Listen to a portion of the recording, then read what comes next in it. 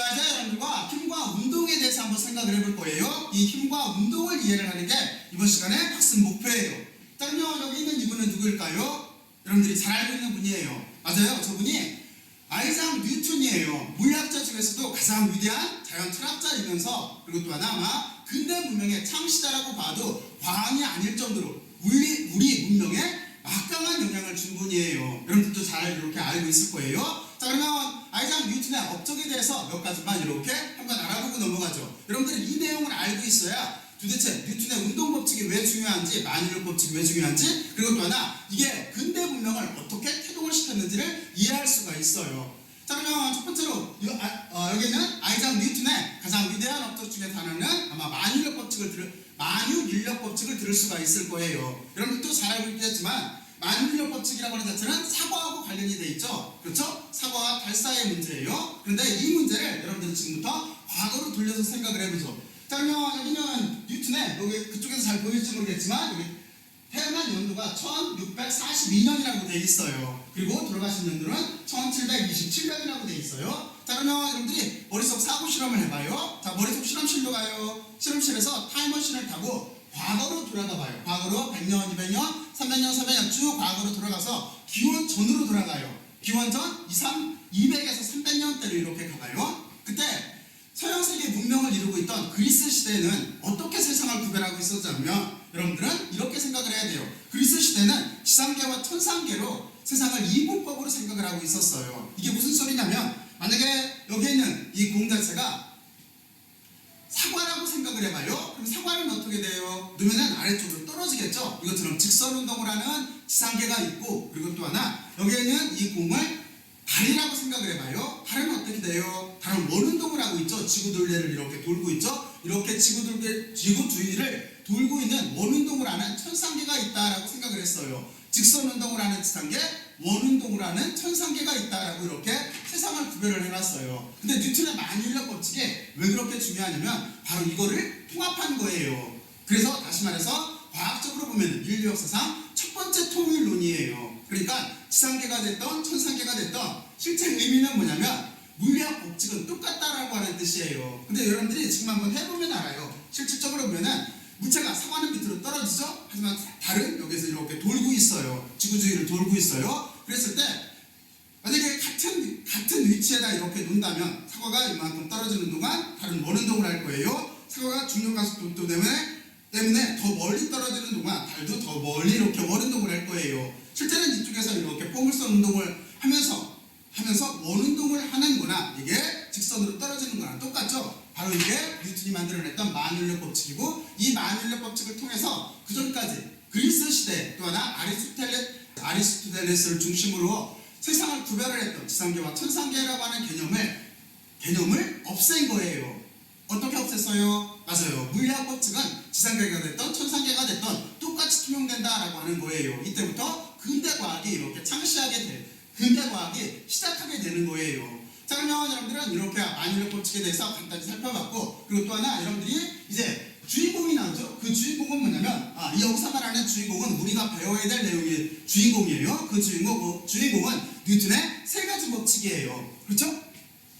이분이 만들어낸 뉴턴의 세 가지 법칙. 이 세 가지 법칙은 관성의 법칙, 그리고 또 뭐로 되어 있어요? 그렇죠? 두 번째는 가속도의 법칙, 세 번째는 작용반작용의 법칙으로 되어 있어요. 근데 여러분들이 이 구조를 잘 생각을 해보면은 실제 뉴턴은 가속도의 법칙이라고 하는 F=ma라고 하는 이 식을 설명하기 위해서 나머지 두 법칙을 첫 번째와 세 번째에 이렇게 넣어놨어요. ma라고 이렇게 쓸게요. F=ma라고 너무나 유명한 식이잖아요. 자, 그러면 이게 어떻게 되는 거냐면 첫 번째는 실제는 뉴턴의 생각이 아니고 그 전에 이런 생각이 먼저 있었어요. 그거는 갈릴레이가 먼저 시작을 했고 데카르트가 완성을 한 생각이에요. 어떤 거냐면 그거는 반성의 법칙에 관한 내용이에요. 자, 그래서 여러분들이 여기 보면은 물체가 들어가 있어요. 물체가 들어가 있는데 반성이라고 하는 건 뭐예요? 물체라고 하는 자체는 질량이니까 질량체는 운동의 성격을 바꾸지 않으려고 한다는 거죠. 그렇죠?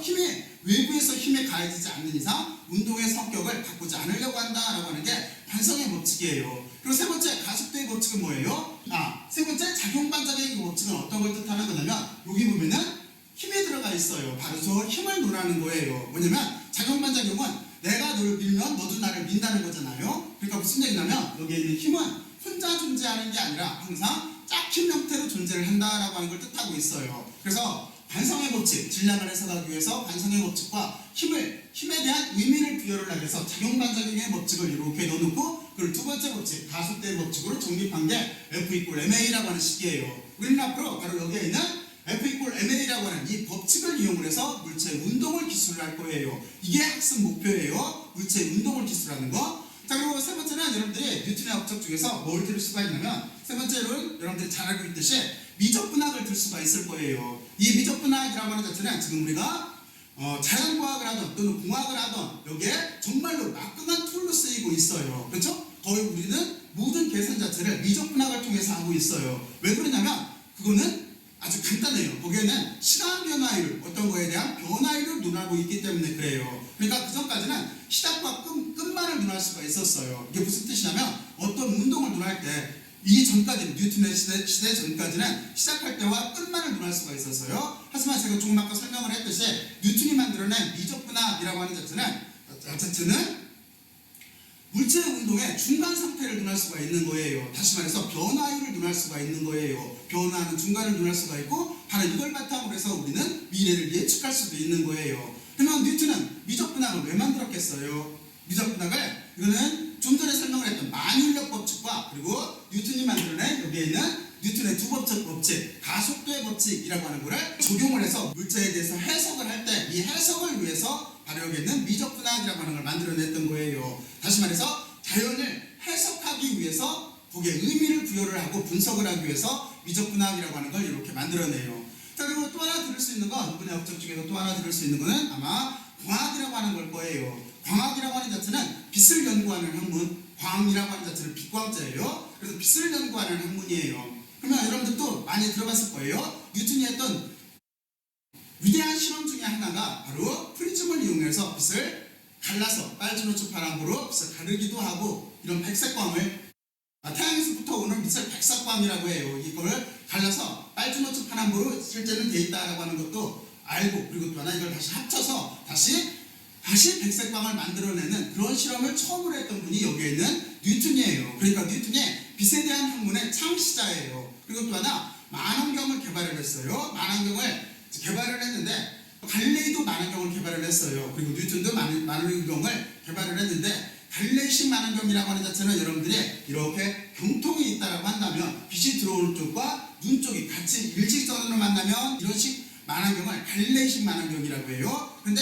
뉴턴은 반사식 만원경이에요. 빛이 들어올 때 반사를 시켜서 눈이 위쪽에서 보는 거예요. 그래서 갈릴레이는 렌즈를 조합을 한 거고 그리고 뉴턴은 렌즈와 거울을 조합해서 반사 만원경을 이렇게 만들어요. 근데 여러분들도 보면 알겠지만 반사 만원경의 해상도가 더 뛰어나요.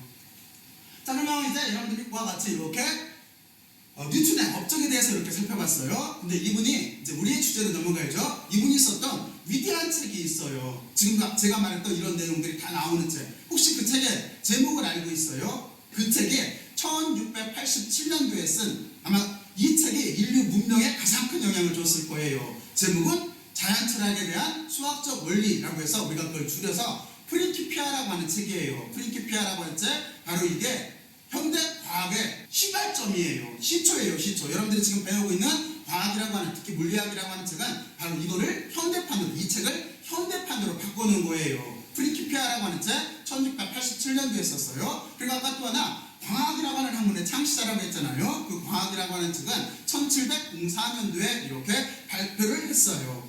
자, 그러면 여러분들은 이렇게 뉴턴에 대해서 이제 알아봤고 여기에서 몇 가지 개념에 대해서만 한번 알아보죠. 자, 그러면 우리는 뉴턴의 업적을 바탕으로 다시 말해서 프린키피아에 써있는 뉴턴의 역학이라고 하는 체계를 현대판으로 이제 해석을 할 건데 어떻게 할 거냐면 그 체계 자체가 다음과 같이 보통 이렇게 돼 있어요. 먼저 여러분들은 여기 있는 역학이라고 하는 거를 생각을 해보면 역학이라고 하는 자체는 물체가 힘을 받아서 운동을 할 때 바로 이 운동을 연구하는 게 역학이에요. 역자가 힘력자잖아요. 힘에 대한 학문이잖아요. 그래서 우리는 역학이라고 하는 자체를 어떻게 정의를 할 수가 있냐면 힘을 받고 있는 물체의 운동을 기술하는 물리학의 한 분야라고 이렇게 정의를 할 수가 있어요. 근데 이 역학이라고 하는 자체는 크게 봤을 때 여기 있는 것처럼 정력학이라고 해요. 정력학과 다이나믹스라고 하는 동력학으로 이렇게 구별이 될 수가 있어요. 근데 정력학이라고 하는 체계는 힘의 평형을 이루고 있는 상황이에요. 근데 동력학이라고 하는 자체는 힘이 작용할 때를 이렇게 두네요. 그리고 동력학에서 보면은 다시 우리가 운동학이라고 하는 거하고 운동역학 쪽으로 이렇게 구별할 수가 있어요. 운동학이라고 하는 자체는 물체가 운동하는 원인에 관계없이, 다시 말해서 힘에 관계없이 물체의 운동을 논하는 거예요. 하지만 여기는 힘을 바탕으로 해서 물체의 운동을 논하는 거를 우리가 운동역학이라고 이렇게 말을 해요. 여러분들은 그러니까 크게 봤을 때 여기 중력학, 동력학으로 구별되어 있다라고 일단 개념을 잡아두면 돼요. 자, 그러면 여기를 한번 잠깐 봐요. 정력학이라고 하는 자체는 힘의 평형을 다루는 학문, 그리고 동력학이라고 하는 자체는 힘이 작용할 때 이렇게 다루는 분야예요. 우리는 이렇게 큰 입장 중에서, 이렇게 다양한 입장 중에서 이제 무엇을 할 거냐면은, 이건 물리학 시간이잖아요. 바로 그렇기 때문에 다음과 같이 F=ma라고 하는 이 주제를 바탕으로 해서 물체의 운동을 기술을 할 거예요. 자, 그러면 이 식을 보면은 등호가 하나 있고 여기에 기호가 3개 써 있어요. 그런데 여러분들 생각을 해봐야 돼요. 이 식이 왜 그렇게 유명하냐면 정말로 대단한 식이에요. 여기 보면은 질량체가 힘을 받으면 움직인다라고 하는 걸 뜻하고 있잖아요. 자, 그러면 질량체는 여기에는 공도 질량체일 거고, 그리고 또 하나 자동차도 질량체예요. 그리고 또 하나 비행기도 질량체예요. 우주선도 질량체예요. 지구도 질량이 있어요. 태양도 질량이 있어요. 그렇죠? 자, 그래서 바로 우주를 논할 수 있는 식이에요. 만물을 논할 수 있는 식이에요. 그렇잖아요? 그러면 한 가지만 여기서 물어볼까요? 한 가지만. 그러면 질량이 없는 물체들이 있을까요? 질량이 없는 거 맞아요. 이 질량이 없는 물체를 다룬 게 빛을 논한 아인슈타인의 특수상대성 이론이에요. 그러니까 모든 역학적 체계는 뉴턴이 등호 하나에 이렇게 기호 3개로 해결을 했어요. 그런데 여기에 질량이 없는 물질이 존재를 해요. 바로 그게 빛이에요. 이 빛을 나중에 가서 이 후대에 아인슈타인이 상대성 이론이라고 하는 거로 이렇게 논해놓은 거예요. 여러분들은 일단 그럴 정도로 이렇게 구조를 알고 있으면 돼요. 자, 그러면 여러분들은 이제 여기까지 기본적인 내용에 대해서 이렇게 알아봤어요. 자, 그러면 이제 본격적인 주제로 들어가서 여러분들과 같이 한번 이렇게 생각을 해볼게요. 이제 본격적인 주제로 들어가요.